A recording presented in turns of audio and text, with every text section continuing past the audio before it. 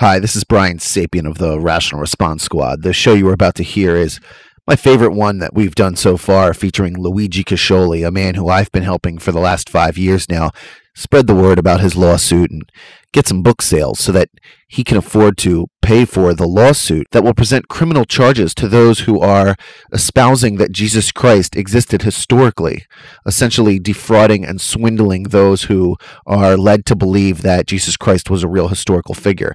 Luigi spoke nothing but Italian in this interview. It makes it almost unlistenable for your typical English-speaking person. So what I've done here is I've eliminated most of the Italian, and in between where the Italian would be, you'll hear a short beep that'll break out maybe about a minute or 2 minutes of Italian at a time, and you'll hear our translator, Larry, instead. If you speak Italian and you would like a full copy of the show, I'd be glad to provide one to you free of charge. Just email me or visit me on my message board, rationalresponders.com, and I hope you enjoy the show. Slightly edited down, about 15 to 20 minutes of Italian taken out. And without further ado, here is our show, the Rational Response Squad, featuring Luigi Cascioli. Welcome to the Rational Response Squad. I am one of your hosts, Sapient. I am Rook Hawkins. And I am Yellow Number 5. And we are the Rational Response Squad. Today's show is a very special show. We have Luigi Cascioli coming on in a few moments. Luigi is suing priest Enrico Righi in Italy for claiming that Jesus Christ was a real person. Wow. He has written a book denouncing the church and anybody who claims that Jesus Christ existed in actuality. Jesus Christ was a non-historical figure. And so I want to read to you and the audience a little portion of his denunciation in his lawsuit so that people who have no clue what this is about have a slightly better understanding and the penal codes that Luigi is citing in this case. And so this is part of the lawsuit. It claims the undersigned, Luigi Cascioli, resident of Viterbo, expound the following. After lengthy and in-depth studies consisting of, and not only, the Old Testament and the New Testament, Luigi has come to the conclusion that many of the facts presented as being true and historical in the so-called Holy Scriptures are in reality false. First of all, the historization of the figure of Jesus Christ, for the most part based on the figure of John of Gamala, son of Judas. The grounds leading the undersigned to this conclusion are expressed in detail in the book. That book, by the way, is available at anti-religions.org, and there's a hyphen between anti and religions. So it's anti-religions.org. I'll go on. The book, which is enclosed with the official complaint, of which it is an integral and substantial part. This complaint does not wish to contest the freedom of Christians to profess their faith, sanctioned by Article 19 of the Italian Constitution, but wishes instead to denounce the abuse the Catholic Church commits by availing itself of its prestige to inculcate as being real and historical facts that are really just inventions. I think it's important to note there, a lot of people say, oh, this guy's a jerk. He's trying to get Christians to not be able to believe. Christians will be able to believe whatever they want, just like tarot card, people who go to tarot card readings can believe the tarot card readers are real, even though it says at the bottom of a commercial it's for entertainment purposes only. He's basically suing for fraud here. So I'll go on. It says, from the penological point of view, these historical falsifications can integrate cases in point of two offenses. And this is what he's actually claiming that they're abusing. And those are the abuse of popular credulity and impersonation in the case of Jesus Christ. According to Articles 661 Italian Penal Code, there is an abuse of popular credulity when someone by means of fraud deceives a great number of people. In this particular case, the Catholic Church, and for it, its ministers of religion, committing historical facts, therefore presenting invented facts as being true and actually occurred, deceives all the people that come into contact with the teaching of the Catholic religion by inducing them to believe that religion, not on the basis of purely theological reasoning, which can be totally legitimate and admissible, but on the basis of a deceptive representation of the facts. The offense is of a transgressive nature, for which the psychological element of the offense suffices, which certainly may be found in all ministers of the Catholic religion. In view of the fact that it is not credible that educated people who by vocation and profession continually study the Bible and the Gospels have not been aware of the numerous and repeated falsehoods, even gross, contained in those writings. Basically, what he's saying there is that, if you're a priest and you've studied the Bible, you're, lying if you've actually read the thing. Pretty much. Right. And claim that it's real, because you could see how inaccurate it is just from reading it. Right.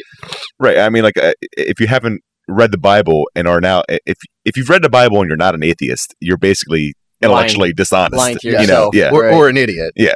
Oh, there's that possibility too. In regard to the offense of impersonation, this occurs when a party benefits by misleading others by attributing to itself or to others a false name. In the case in question, the book, which I refer to for more detailed explanations, demonstrates that Jesus Christ never existed and that under that name there is John of Gamala. Therefore, the ministers of the Catholic Church who proselytize, thereby gaining benefit from the number of believers, on the basis of this falsehood, mislead those who receive their message and therefore commit the offense called for and punished by Article 494 of the Italian Penal Code. Very cool. And one thing I find interesting about this case, too, is a lot of people say, well, you can't prove a negative. And Luigi actually does claim to be able to do a little bit of that, and be able to prove. I mean, if you can put the church conspiring to create the myth of Jesus Christ, then essentially you can prove a negative. Yeah. But the case really goes to say, in essence, that in order for the church to prove they're not lying. See, he's suing them for fraud. He's saying, you guys are lying. And he's claiming to be able to prove that in a book. Of course, many would argue he can't do it fully. But what now the church needs to do for their defense is they need to be able to say, well, no, we can prove he existed. See, we're not lying. Right. They have to produce evidence. And in essence, it's different than American law. In this case, this Italian law, they actually have to, the burden of proof is actually going to be on them to prove that Jesus Christ did exist. Oh, wow. Well, as it should be in this case. That should be exactly how it is. Yeah, I mean, he's suing them for fraud, so go ahead. If he existed, just show us the evidence and the case is over. Right. I mean, this would be like you suing like a diet pill manufacturer or something like that, prove that your product works, it's basically along those lines. If you were, taking some diet pill or something like that, and they don't work. Yeah, it won't. No, they don't work.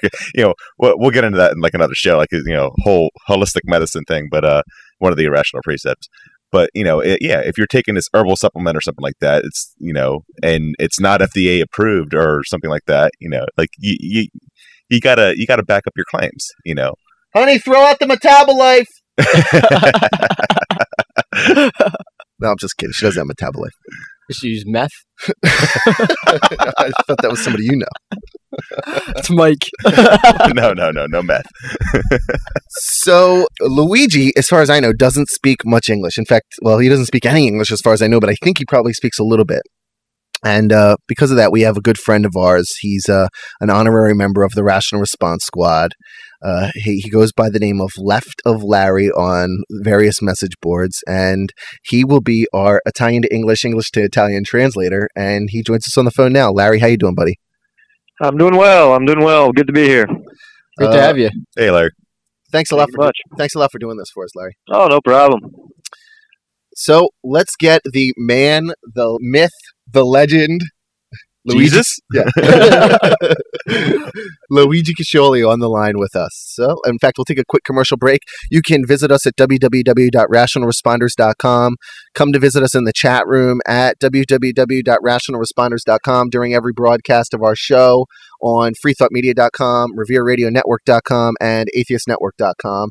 We will be back in a moment from a quick commercial break, and when we return, Luigi Cascioli will be on the line with us. The Rational Response Squad is your voice of rational thought online. Please subscribe today at www.rationalresponders.com for access to all of their shows. This is Ray Comfort, and you're listening to the Rational Response Squad. On the line with us now is Luigi Cascioli. Luigi, it is such a pleasure to have you on the show. For several years now, I, along with the help of others, have been helping to promote your efforts here in the U.S., as you well know. It's nice to see this effort finally getting some results. You have many fans and supporters over here, and when our fans heard you were coming on the show, we got an overwhelmingly positive reaction. Quite a few of those people claiming that you are their hero. I'd be one of them. Luigi. Pronto, Luigi. Luigi, prima di tutto vogliamo dire che è un onore avere voi sullo show. Grazie. Thank Per you. alcuni anni, con un po' di aiuto dagli amici, abbiamo potuto promuovere la vostra causa qui negli Stati Uniti. È bello vedere un po' di è bello vedere un po' di risultati positivi. Comunque, Sì. voi avete tanti tifosi qui in America e quando questa gente ha saputo che avevamo un'intervista con voi hanno avuto una reazione molto positiva. Grazie. Questa gente addirittura vi riguarda a voi come un eroe. Grazie. Comunque per questa intervista generiamo il dialogo dalla nostra parte un po' corto e limitato, solamente a chiedere delle domande, così Sì, va bene. è più facile il dialogo con me, il traduttore. Va bene. With that, I'm now going to jump right into some questions here, just to make it easy on our translator. On our side, on the English side, we're going to try to limit ourselves to mostly questions and not much dialoguing like we normally would, and allow Luigi to kind of have the floor for all the excess dialogue, and Larry will attempt to translate. And with that, I'll move into our first question, which is, for those of you who don't know, Luigi was a priest or studied to be a priest, and we need to know, how long were you in the priesthood? Signor Luigi, per quanto tempo voi eravate un sacerdote? Ma io non sono mai stato un sacerdote. Io ho soltanto studiato 3 anni di media, da 11 a 15 anni, in un seminario. Ho studiato in questo seminario perché al mio paese, dopo la quinta elementare, non c'erano altre scuole, per cui chi voleva continuare doveva andare a studiare nel seminario dei preti. Fatti questi 3 anni, poi sono passato allo studio di agricoltura, dove ho preso il diploma. Ho capito. Allora, voi avete studiato per 3 anni nel seminario? Da 11 a 14 anni per le scuole medie, diciamo, per studiare quei 3 anni dopo le scuole elementari. Basically, he said this. He was never a priest, although he did study in seminary school between the ages of 11 and 14 years old. The reason being is that after elementary school, there was no other choice for him. He had to go into seminary school. Once he was done with the seminary school, then he went and got a diploma in agriculture. I see. And it was at that point that he met Enrico Righi, is that correct? E quando avete conosciuto Enrico Righi? Enrico Righi è il primo ginnasio. He met Enrico Righi within these 3 years. When he went to seminary school, Enrico was 4 years ahead of him already.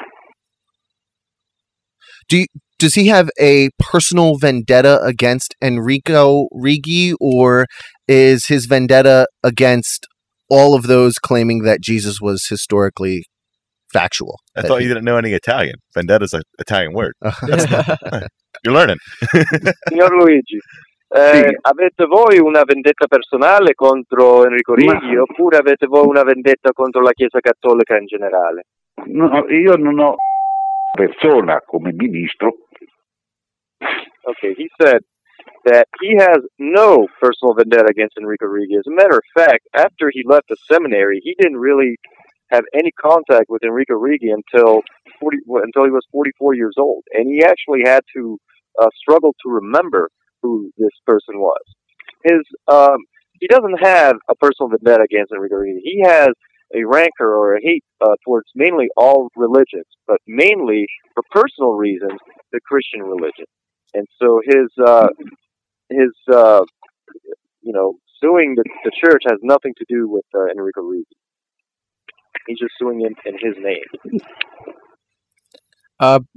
Pronto, Luigi. Sì. This is Rook Hawkins. I just want to know what those personal reasons were that you have such a hatred for the Christian religion. Allora, questa è una domanda da Rook.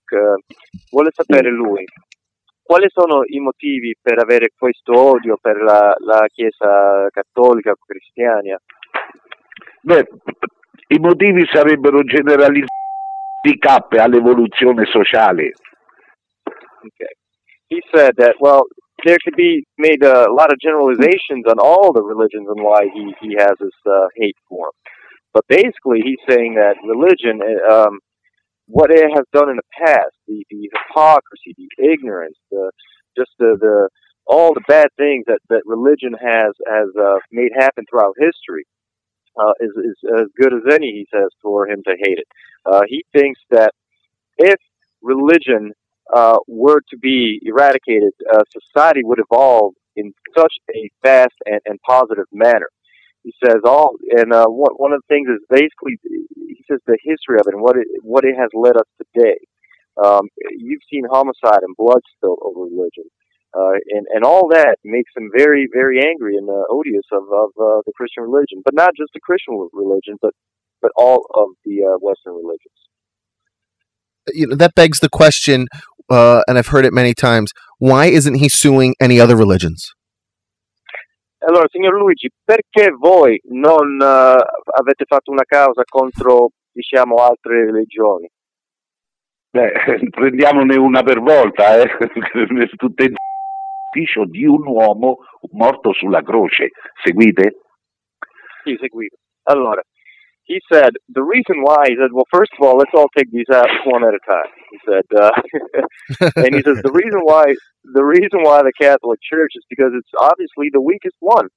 All the others are based on like Buddhism and even Islam, and all the others are based on a more of a philosophy, he says, where it's harder to attack, from a theological standpoint. However, the Catholic Church, the whole basis of the church is based on a man, one man who died on a cross. And he says, if you can refute the fact that this man ever existed, the whole Catholic and Christian religion will crumble.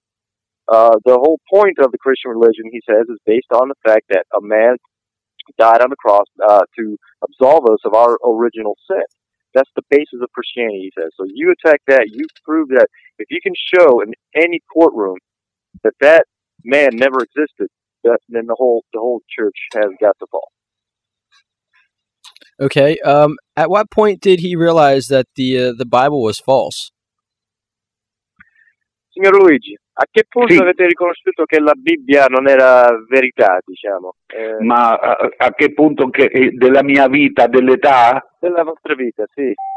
Mario, per giunta anche immaginato anche in maniera maldestra, ecco. Ho capito. He says he realized this as a kid immediately, as he started going to seminary and he started reading the Bible. He immediately thought they were all fables and all lies, and he thought that how could people believe this cracker shit, as he says. I mean, it's nothing. He says he couldn't understand, and then as he grew older, he started bringing criticism to the whole thing, and started to kind of, I guess, devote his life to what the endpoint, which is now. But he says anybody can read 4 lines of Genesis and realize this is nothing. This is a fable. So to him, he right away. With that said, what took him so long to sue? Why did he wait as long as he did? Perché avete aspettato tutto questo tempo per fare questa causa contro la Chiesa? Perché prima io lavoravo, avevo una piccola impresa edile che mi occupava di passare al concreto, a un'azione concreta, ecco. He said that the reason being is because as he was working, most of his time was taken up by working his family and taking care of his family. But whenever he could part-time, he would start reading, text and doing some research part-time. When he retired at the age of 62 years, that's when he started dedicating himself to full-time research on his cause. And, he started, and that's around the time he started thinking, it's been about 2,000 years that people have been saying he existed, he didn't exist, this, that, and the other. He's like, all this chitter-chatter. He's like, he decided finally, definitive moment, after he retired, and to attack the church and end this, chit-chat once and for all. With that said, what is the best evidence that Luigi can present to back the claim that Jesus never existed? Okay. Signor Cascioli, qual è la vostra più dura evidenza, secondo la vostra? La vostra, non ho capito. La vostra evidenza che sì. Insomma la ricerca che avete fatto voi, sì. Che Gesù non è mai esistito, qual è la più forte, diciamo? quella più forte, nel mio libro ce ne sono tante, è vero, la più forte è come Maria di Magdala, era la moglie di questo Giovanni di Gamala, ma è tutto documentato, è vero. Allora, un minuto così posso fare la traduzione. Allora, voi dicete che c'era Giuseppe Flavio? Sì, Giuseppe Flavio è il maggiore che dimostra appunto questa... corrispondono ai nomi degli apostoli di Gesù. Sono gli stessi, identici. Okay. He says there's a certain Giuseppe Flavio, and I'm going to kind of break down, because he kind of gave a lot of info there, but break it down little by little. But he said that there's this person named Giuseppe Flavio who wrote about the 7 sons of this Judah of Galileo, who had 7 sons who correspond to the apostles. And in essence, he's saying that Jesus was pretty much the head of these apostles, who were basically nothing more than a band of bandits. And he says, of course, there's also others. It's been proven that Mary Magdalene was Jesus' wife. All these kind of go contradicting to what the Bible says. That's the biggest, I think, his biggest case about Jesus. Now, he mentioned John of Gamala in there, and I know his work, and the work basically states that John of Gamala was the real Jesus, that Jesus was based off of John of Gamala. So can you ask him, because I heard him mention John, can you ask him to expand a little bit more on who John of Gamala was, or unless you already heard him say that? Okay. Signor Cascioli, Sì. Giovanni di Gamala. Sì. Chi era questa persona? Giovanni di Gamala era il primogenito, ma questa è una cosa che non si può dire così, è vero, improvvisare, bisogna meno un po'. Cioè, Giovanni era il figlio di Giuda il Galileo, il primo figlio. Il primo figlio, il primogenito. He says John of Gamala was the first son of Judah of Galilee. And he went on to say that Judah of Galilee was nothing but a revolutionary who died in 6 BC. And he goes on to say that all this has been documented, and you can't just make it up. And where did he find this information? Where is it documented? This information about John of Gamala? Signor Cascioli, dove è documentato questa storia di Giovanni di Gamala? Giovanni di Gamala non è documentato direttamente da nessuna parte, ma noi possiamo arrivare al nome che poi è diventato il Vangelo, si è trasformato nel Vangelo dei Mandei, e lo troviamo nel protovangelo di Giacomo.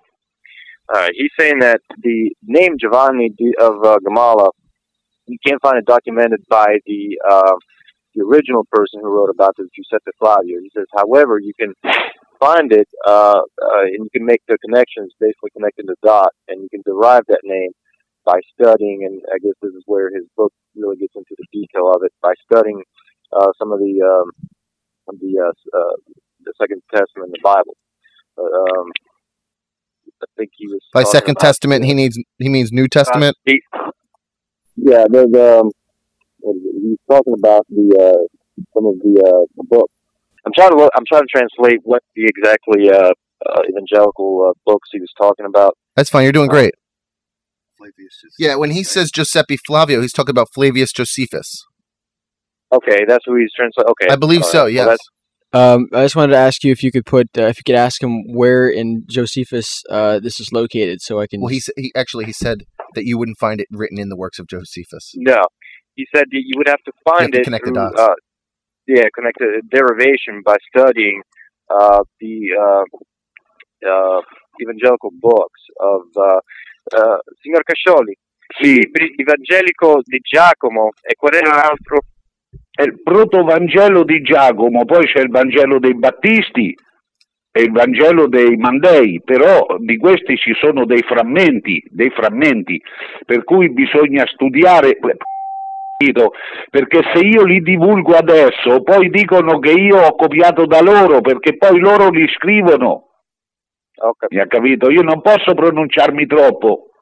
Yeah, he said that he's going to come out with a book here in real soon about talking about Giovanni di Gamala, like in detail. He says, however, a lot of his research he doesn't want to disclose right now because he's afraid that people will try to sue him for copyright laws, or because then when he's doing all the work, he's afraid that people are actually going to take his work.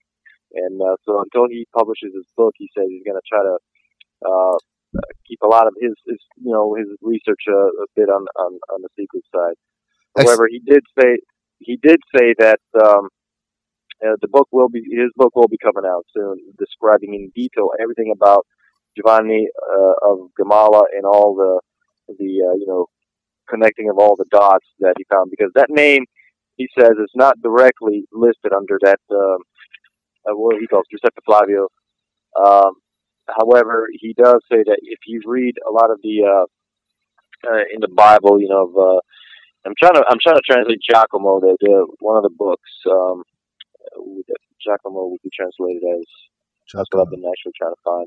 Whatever the Italian word for Giacomo would be a book of the Bible. Giacomo. What is that? Do you know? One of the.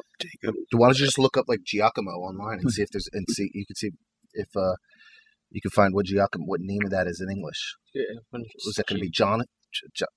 Giacomo. Maybe John. Maybe John? No, John would be Giovanni. Giovanni. Well, let's actually look that up while we take a brief commercial break. And I have an important question to him about fear, since we're on the topic of him, being worried that Jacob, maybe Giacomo is maybe Jacob. Jacob, that's it. It's Jacob. Mm-hmm. Okay, way to go, Rook. And then also in the book of let's take a quick break, and when we come back, I want to remember that right there, that I want to ask him a question about fear, since we're talking about his copyright fear, and we will be right back. Again, folks, you can catch us at www.rationalresponders.com. Visit us in the chat room right now if you're listening to one of our broadcasts on live internet radio, and we'll be back shortly. The Atheist Network is a large, tight-knit, thriving atheist community that never plays soft and never apologizes for it. The Atheist Network was created with the idea that only through honest exchange of ideas and information can we all break free of theistic influences. It's not a bashing board, and it's not a brainiac board. It's a community of atheists as diverse as you can find. We welcome all atheists to come and join the fun. Come join us at www.atheistnetwork.com. That's www.atheistnetwork.com. The Rational Response Squad has taught me that I don't have to say "under God" in school when I pledge to the flag. I pledge allegiance to the flag of the United States of America and to the republic for which it stands, one nation, indivisible, with liberty and justice for all. The Rational Response Squad can be found at www.rationalresponders.com. Check them out today.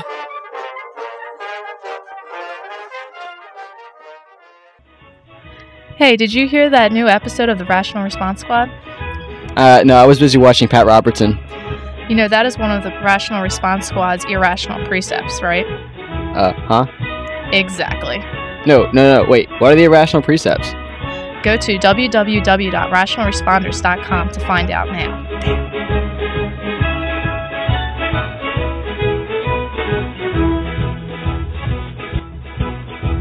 All right, welcome back to the Rational Response Squad. On the line with us is a very important person. He is suing the church, single-handedly trying to take down Christianity. You can still believe in Jesus Christ after he proves that Jesus Christ never existed, but you will be rather foolish. Yes, as Bill O'Reilly says, run.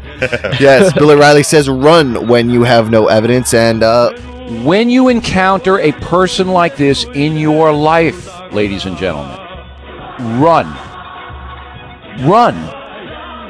When you see someone who you present solid factual evidence that A isn't true and they still won't believe it, run. Those are irrational, neurotic, self-destructive people who will hurt you. Irrational thought is self-destructive. Okay? If a person can't think logically, they are going to hurt themselves and everybody else around them. They're going to hurt their children. They're going to hurt their spouse. They're going to hurt anyone they work with. It's just a matter of when, not if. And that is the most true thing I can ever tell you. Excellent. Thanks, Bill. And, so once again, join us in the chat room, www.rationalresponders.com. Visit us on the forums. We are discussing Luigi Cascioli. And now that we're back, I wanted to ask Luigi a question. I am curious if he fears for his life that what he is doing will get him, some sort of violent repercussions. Oh, signor Cascioli, ci siete? Bene, sì. Allora, una domanda che avevamo noi. Avete paura per la vostra vita? Avete avuto minacce sulla vostra vita? Io ho avuto minacce, i primi tempi erano anche minacce di morte, mi volevano uccidere, ma tutto, ma mi fanno ridere, no, non temo, anzi mi mettono di buon umore, guarda, mi fanno ridere, ecco. He said yes, at first he was getting a lot of death threats and everything, but he was never scared. He said, he thought it was all just silly, threats. Then he said they started to pray for him, pray for his conversion and salvation. And then, of course, after that, they still insulted him. As a matter of fact, he said just today he got a letter from France. He says that, called him a son of a bitch and that he'll pay for all this and that and the other. But he actually, makes fun of it. It puts him in good humor. He says he just takes all these insults and just, throws them aside and just chuckles. Allow me to ask an entirely inappropriate question. And this was submitted by one of our listeners. His name is Chimp. And he was curious how Luigi manages to fit his balls in his pants when he puts them on.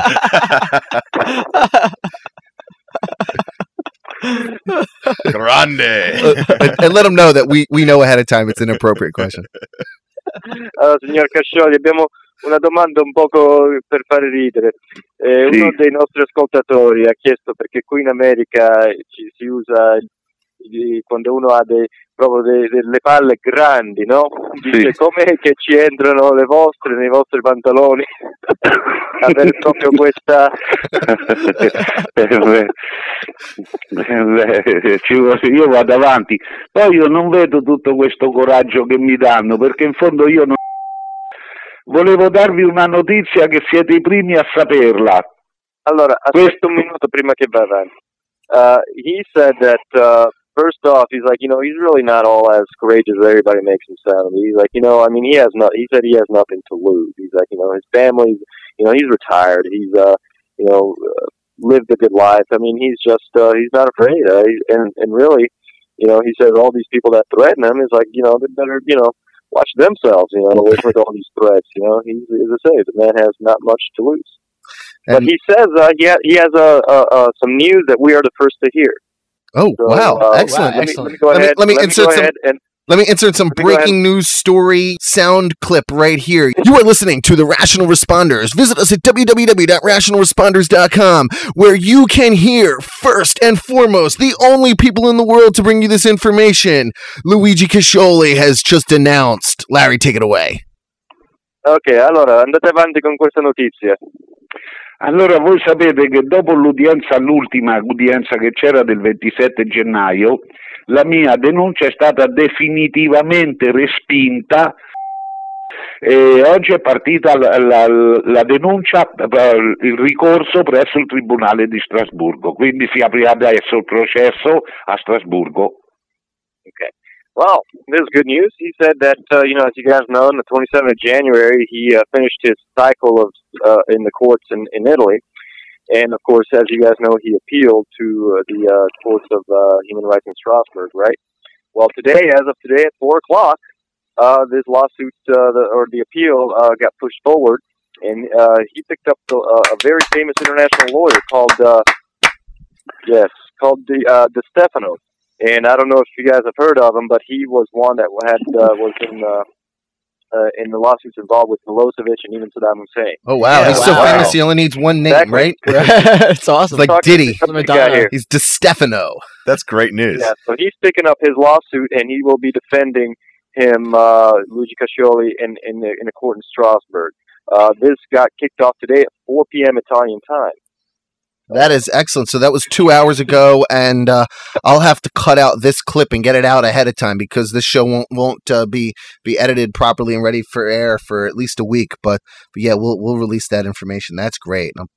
That's awesome. That is really cool. That is awesome. Wow. It's very cool. I was going to ask him, he knew, of course, or he was fairly certain that he would lose at the local level. But what does he think his chances are? Does he think he'll have a fair chance at winning this appeal?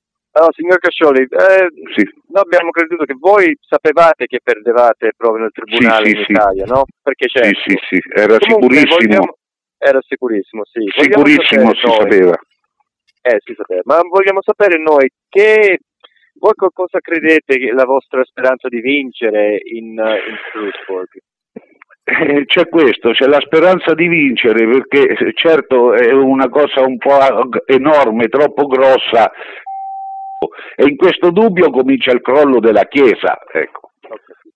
All right. He said that first off, it would be a huge victory if he was able to pull this off, to actually prove that Jesus does exist in a court in Europe would be a huge thing.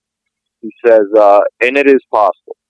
That, however, even if he does not win, the fact that he's getting people talking about the very existence of Jesus Christ and questioning it is already a huge defeat for the Catholic Church. Right. And he thinks it's the beginning of the destruction or the cracking of the foundation, so to speak, of the Catholic Church. Definitely. Well, I'm a bit of an optimist. So when Luigi wins his case, how will the Catholic churches in Italy and around the world be affected? Allora, se vincerete questa denuncia, signor Cascioli, che impatto avrà questo sulla Chiesa Cattolica in Italia, ma anche in tutto il mondo? L'impatto è, almeno in Italia, dove ci sarà, si fanno del Cristo a Pasqua, finisce, quella figura deve sparire, e se sparisce quella figura muore la Chiesa. Ha capito? È la fine del cristianesimo. He says that when he wins, it will be the end of Christianity, because that way, if Strasbourg holds up his case, the Italian courts are going to have to pick his case up, and will have to, put out the sentence that a priest in church cannot say anymore that Jesus Christ was a man. And if that is the case, then that is just the death of Christianity. You cannot have any more Eucharist, you cannot have any more Easters, even Christmas. The churches will fall, and the Christendom will essentially fade away and die. Right. No Christ, no Christianity. Exactly. No Christ, no Christianity. Well, he just answered like 5 of my questions.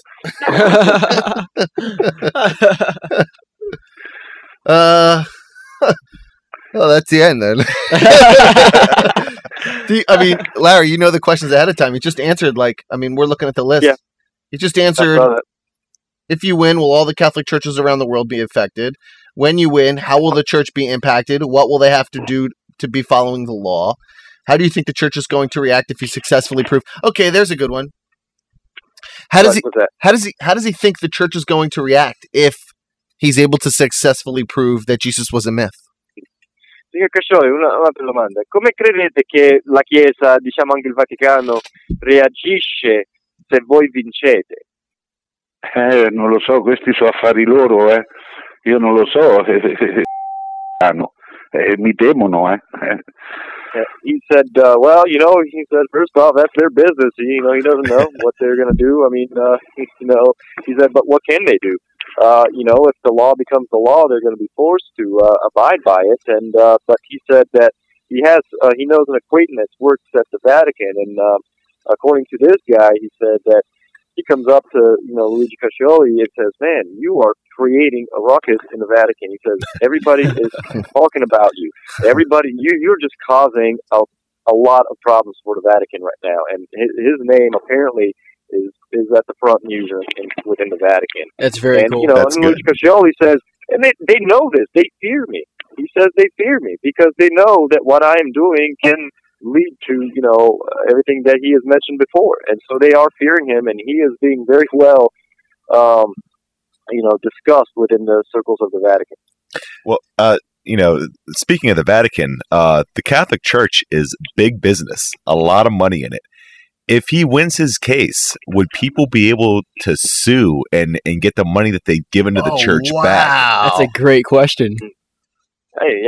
Signor Cascioli, una domanda proprio un po' economica, diciamo. La Chiesa Cattolica è un grande business, fa tanti soldi ogni anno, le chiese che... Tu credi... Tra i più grandi del mondo. Sì, appunto, e se vincete questa denuncia, credi che tutte le persone che hanno mai donato soldi alla Chiesa Cattolica potranno loro fare una denuncia contro la Chiesa per restituire i soldi? Potrebbe anche essere, perché questa denuncia comporta il riconoscimento dell'abuso della un imbroglione qualsiasi, è chiaro, la legge è uguale per tutti, Appunto. He said this, he says, well, of course, because if the courts prove that he proves to the courts that the Catholic Church has said nothing but lies to people, and essentially the people have been tricked, and they have been, in essence, misled all this time. So, of course, then in that case, people can sue under, you know, the auspice of being tricked into giving money. He says, you know, the laws must be fair for everybody. And so if the case is that it is proven that Jesus does not exist and that the church has been proven to lie, then yes, he said, the people across, you know, the Catholic community would be able to sue for retribution. Does he think that the suicide rate of Christians would go up if Jesus were to be disproven? Signor Cascioli, credete voi che ci sarà una grande, diciamo, per... This question was submitted by Too Raw, by the way. Too Raw submitted this question. Sarà un terremoto per il mondo. No, il terremoto sì, però credete per che il mondo è un terremoto. Si aumenta, credete che ci sarà un aumento di suicidio se voi vincete, diciamo, nel mondo cattolico? Ci sarà un suicidio? Credete voi che la rata di suicidi sia io penso che l'unico se Don Enrico è veramente prete faccia il martire, ma capito? No, ho capito, però la domanda mi pare che è più sulla gente cristiana. Certo. Poi ci sarà una rata di suicidio su questa gente. Potrebbe anche esserci, però vede, molto come uomo fisico, ecco, ma loro ripiegano sulla fede. Yes. He said that, you know, of course, he thinks that there may be an increase in suicide. He said, however, he's also seen a lot of letters given to him that even if he does prove in court that Jesus was not a real man, that people, he said, will still believe in Christ as a matter of faith. He says, however, you know, they would be forced to believe in him on a spiritual and ideological level as opposed to a real person. But he says that, you know, faith is very strong and people will still, from what he's seen, will still believe in Christ. Yeah, I think too that's almost a defense mechanism that people put in, you know, well, you know, oh yeah, sure, you can prove my God isn't real, but I'm still going to believe in him. It's like, you know, the epitome of ignorance, willful ignorance. You know, but of course, I think the five of us, including Larry, our translator, would all agree that the people who believe in God right now are already doing that. They're already believing in something with no evidence. In fact, evidence to the contrary. So it's not much of a stretch. I agree. In fact, you know, so I heard some people say that this would actually make somebody's faith stronger. So it's very scary when you think about that. But, you know, another question for Luigi. This one was submitted by Dirty Dan. And I guess this probably would be more if he actually loses this particular lawsuit. But is he planning on suing, challenging the church on any other issues other than just the historicity of Christ? Signor Cascioli, ci sono qualche altri affari in cui voi vorreste denunciare la Chiesa? Diciamo, solo Ma penso che altre cose. Ma penso che questa gli basta. E allora dimostro l'imbroglio, l'impostura di Fatima.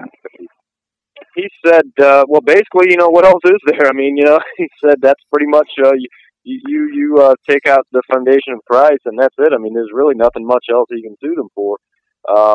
But he is saying that he is in the middle of writing 2 books right now, which is quite interesting because one of the books he's trying to find the fallacies and the distortion and the lies associated with the Madonna of Fatima. I don't know if you guys are familiar with that, but it's a place where the Madonna supposedly has appeared in front of a couple of girls.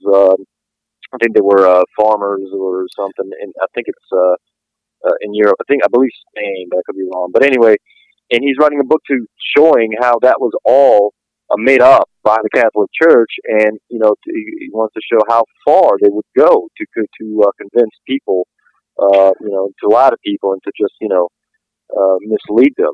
And so I thought that was kind of interesting that he's doing that. That is interesting because it seems to me that invariably it's Catholics that see Jesus on a tortilla or a freeway underpass or the Virgin Mary in the sky. Yeah, could you ask him why it seems that only Catholics see that type of thing? You don't see it in other religions. Semi-rhetorical. Cascioli, questa è una domanda. Si vede che sono solo i cattolici che vedono queste apparizioni di Gesù, della Madonna, e proprio in un pezzo di pane oppure nel cielo. Vogliamo sapere, secondo di lei, perché sono solo i cattolici che vedono queste apparizioni? Vede, perché loro si basano, stia a te, perché qualche volta si riposano, mi ha capito? Sì. He says because the Catholics base their truths on faith, and he says that faith is the truth of imbeciles. He says there's 2 types. There are 2 types of people in the world. The bad ones, just mean bad people, and your imbeciles. He says he prefers the bad people because at least they take a break. That's great though. I love that. Faith is the truth of imbeciles. That's a great quote. We're gonna have to use that one. Yeah. I'm curious. What then does he think along the same lines of Madonna of Fatima? What does he think of folks who claim to have stigmata? Sì. Le persone, che cosa pensate voi delle persone che dicono che hanno le stigmata nelle mani? Sì, ma questo, le stimmate, io le stupidaggine, no, qualora dovevano venirgli ai polsi, mi segue? Okay. He said that it's all a crock. He says these people have neurological problems. He says because people, the Catholic Church now is saying even that Jesus Christ was crucified through his wrists because the hands could not be able to sustain his weight. So right then and there, anybody that says that he has stigmatas on his hand is already wrong. So, and he said that these people, a lot of them have been proven to be kind of psychologically not right. It reminds me of, the Catholic Church is always changing the rules. Just the other day for St. Patrick's Day, they allowed people to eat meat. Yeah, I saw that. It was Lent. It's like, at least that little rule. Yeah, you're gonna eat meat today. Well, bullshit is that, Let's just change God's will so we can. And they openly said, well, because we need to raise money for churches. The churches' dinners are nothing without some sort of meat dish for St. Patty's Day. Well, in Wilmington, Delaware, where I live, there's actually St. Patrick's cathedral there, and every St. Patrick's Day they bring in about 20 or 30 kegs of beer into the church basement, and for like $3 a head you just go in there and drink your face off. It's great. I actually I'd like to go to. Yeah, it's my kind of church. You come to Sapien's house. Actually, the father there, he blesses the beer and everything. It's great stuff. So Sapien's house, the beer is free though, right? Yeah, I love that. That's the best part about it. Just to clarify for the audience, I was looking up some information as Luigi was talking about, John of Gamala and Giacomo. and Giacomo. Right. I could not find that. Unfortunately, I don't think that it's Jacob. It can't possibly be Jacob, the translation. So I'm not exactly sure what that is. Jacob is actually Old Testament, and he was referring to New Testament. So right. So it's not Jacob. Signor Cascioli, sì. potete chiarire di nuovo una volta, perché abbiamo questo problema mio un poco per fare la traduzione. Quando stavate parlando di Giovanni di Gamala, sì. e i libri dove si può fare un po' di, avete detto voi che non è facile però, lo so. Perché il Vangelo dei Mandei è a pezzi, è rarissimo trovare questi pezzi, questi passi del Vangelo dei Mandei. Poi c'è potete ditemi la Vangelico dei Vangeli? Beh, quello che è più facile da trovarsi è arrivare a qualche italiano, perché in inglese è stato tradotto, ma non so se è stato tradotto bene. Comunque in italiano lo può capire bene. Sesso e cristianesimo, e lì trova tu. Okay.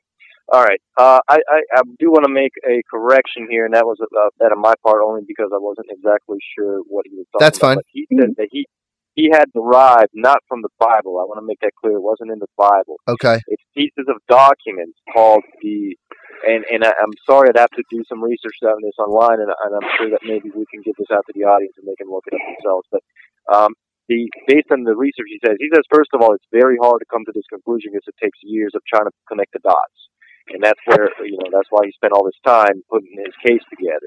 However, the strongest book that he can find is this thing called Proto-Vangelico di Giacomo, which is, and I'll spell it for you guys, Protovangelico di Giacomo, which is a book. And a lot of these books, he said, are very hard to find because they're in bits and pieces, and I'm assuming they're very old books that shows demonstrations. And one of theirs said that this person, the individual name I think is Erode, was looking for Giovanni, which is that was looking for the throne of the Hebrews, and Giovanni meaning not John the Baptist, but Giovanni meaning Jesus, and this is part of a wider range, because he says you cannot directly find Giovanni di Gamala in these books. However, because there have been some problems when they have been also translated from Greek to Latin and so forth. So there's a lot of history that actually, or a lot of literature and history that was lost in these translations. But he said that eventually he will put a book together that will, outline Giovanni Gamala, or whatever it was. Gamala. John of Gamala. Yeah. That he will outline it and make it clear for us. He said it will make it easier for us. Right. But he said it's really hard. I mean, he said, it's not something you can just go out, open up a book and find. He says it takes a lot of years of research and study and connecting the dots. And those are books that we'll all be behind for the audience. You can pick up those books.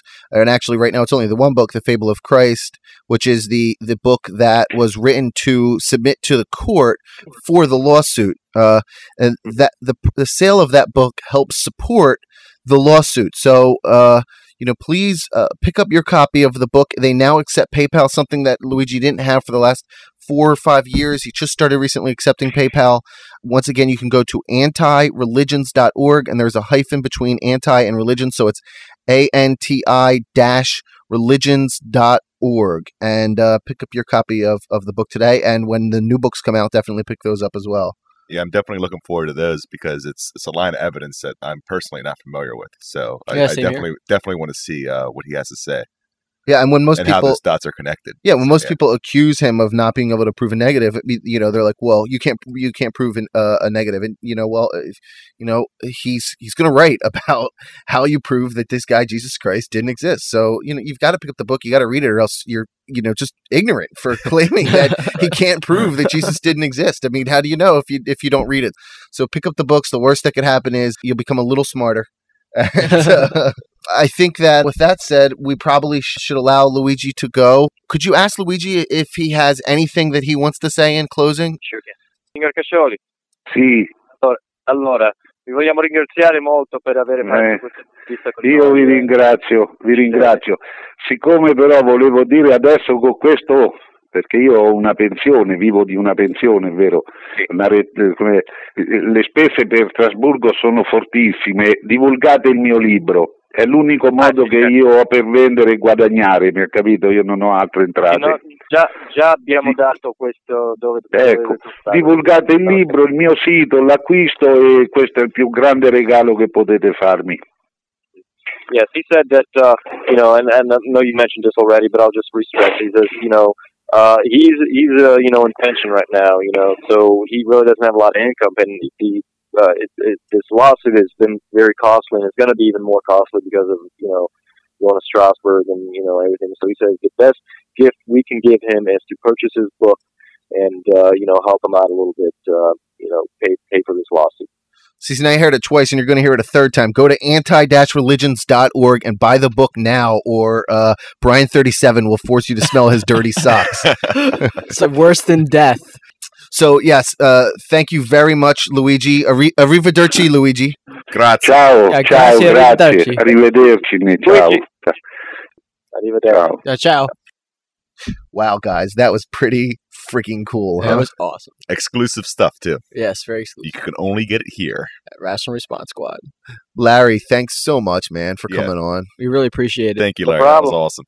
No problem. Thanks for having me on here. I enjoyed doing this. You did a great job, man.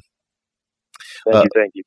So we've got to tell our audience about a very special website, evolvefish.com. Larry, have you ever gone to evolvefish.com, Larry? Yes, I have. I'm very familiar with it. Do you ever buy anything from them? Oh, absolutely. Oh, great. I have in the past, and it's funny because I was on there just the other day. There's a few stickers and magnets that I'm probably going to purchase here probably today. Excellent. Well, you know what? Let me give you a way to do that and really help out the rational responders too, which I'm sure you'll want to do. If you notice on our website, in the bottom left-hand side, it says Atheist Goodies. One of those links is to buy the God Who Wasn't There movie, which Brian Fleming has allowed us to sell and to make a small profit on. And the other link is an evolvefish.com link. If you purchase through that link, the rational responders get a little bonus from Evolve Fish. So please purchase through that link, support evolvefish.com. Check them out today, www.evolvefish.com. And like I said, the best way to get there is directly through our site. We love goodies. Right. They've got great stuff, and please support them because they support us. So with that said, Larry, thanks so much again for coming on. I'm going to let you go, and hopefully we'll get Luigi on in the future. Yeah, that was an awesome show. Thanks, Larry. Yep, how's it going? All right, bye, buddy. Thank you for listening to the Rational Response Squad. This is Brooke Hawkins. And Yellow Number 5. And I am Brian Sapient. And until next time, have a good night. Stay rational. Stay rational.